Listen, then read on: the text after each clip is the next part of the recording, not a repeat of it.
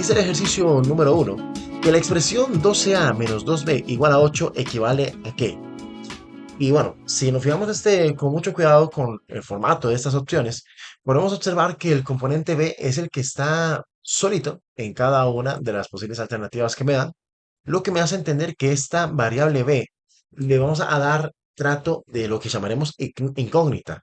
Es decir, que es la variable que debe estar completamente sola de un solo lado de la ecuación. Puede ser del lado izquierdo, puede ser del lado derecho. En realidad, eso en última instancia no va a tener inconveniente. Me explicaré más adelante en ello. Enfocémonos en la expresión que tenemos y veamos que esta expresión está compuesto, si bien por un polinomio o por un binomio, en este caso una expresión algebraica de dos términos, y del otro lado del igual vemos que tenemos un término, solamente un término solitario, un término constante. Y de ahí me interesa dejar en cada lado del igual, del lado izquierdo, por ejemplo, aquellos términos que no llevan la incógnita, la b. Por ejemplo, ¿quiénes no llevan incógnita? Los que no llevan incógnita son, por ejemplo, el 12a y el 8. Así que el 12a y el 8 los voy a dejar del lado izquierdo. Y luego, del lado derecho, voy a dejar aquel término que sí lleva incógnita. Es decir, el 2b me lo voy a llevar para el lado derecho, pero aquí hay que atender un detalle cuidadoso, y es que si el término que estamos volviendo a colocar, dependiendo del lado izquierdo o del lado derecho de la ecuación, si a la hora de bajarlo se mantiene del mismo lado del igual, por ejemplo, el caso del 12a, entonces este lo podemos bajar directamente tal como está, no hay que aplicarle ningún cambio de signo. Pero en el caso del 8 y en el caso del menos 2b, al pasarlos, en el caso del 8 del lado derecho al lado izquierdo del igual. En este caso, pues tendríamos que cambiarle su signo. Al inicio que era positivo y ahora que tendríamos que expresarlo en su forma negativa, para empezar. Y luego el componente, el menos 2b, que también tuvimos que desplazarlo del lado izquierdo al lado derecho del igual, pues al pasarse de lado también tendríamos que transformarlo en signo. Antes era negativo y ahora lo dejamos en positivo. O sea, podemos dejarlo ahí como 12a menos 8 igual a 2b. Pero entonces luego se da una nueva situación. Vemos, por ejemplo, el 2 que está multiplicando a nuestro componente b.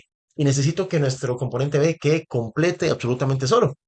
Así que para tal efecto, el susodicho 2, vamos a hacer lo siguiente. Vamos a tacharlo del lado derecho del igual que está, considerando la operación que está ejecutando ahorita, una multiplicación con ese componente b.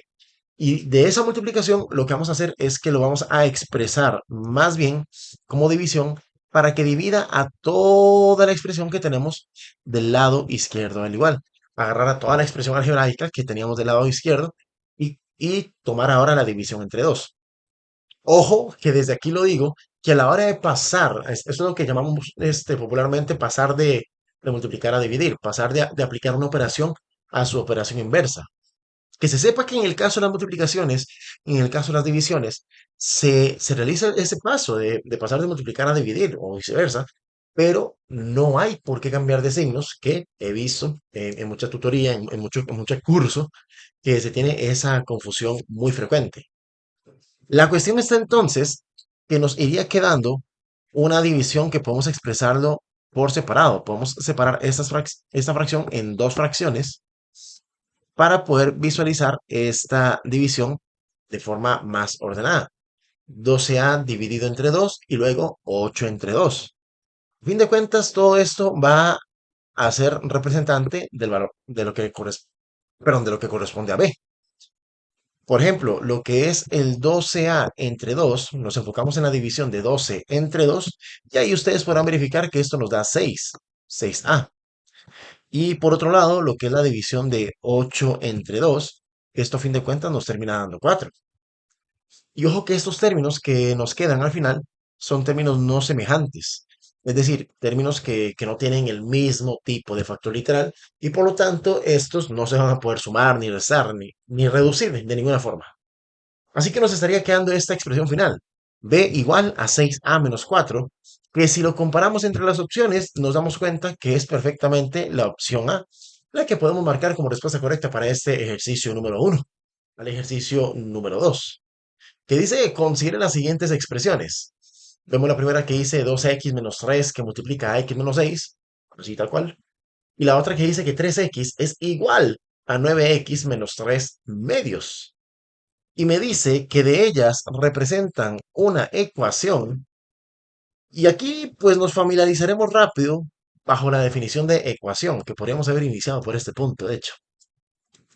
Una ecuación corresponde a una igualdad de expresiones algebraicas. Palabras más, palabras menos, nos puede ser suficiente con estas pistas, con esta descripción. Si estamos hablando de una igualdad, solamente tengo que revisar en cuál de las expresiones tiene insertado entre ellas un igual, una igualdad, básicamente. Y resulta que la expresión 2 es la que sí me satisface esa condición. La condición 2, perdón, la expresión 2 me sirve para identificarla como una ecuación y la expresión uno pues tendríamos que descartarla. Así que de este ejercicio número 2, ¿qué opción marcaríamos? Pues tendría que ser solamente la 2. Solamente esta situación, repito, es la que representa efectivamente una ecuación. Vamos para este ejercicio. Que dice que la expresión 3 que multiplica al 2n más 6m igual a 30, dice que en términos de n equivale a ¿qué?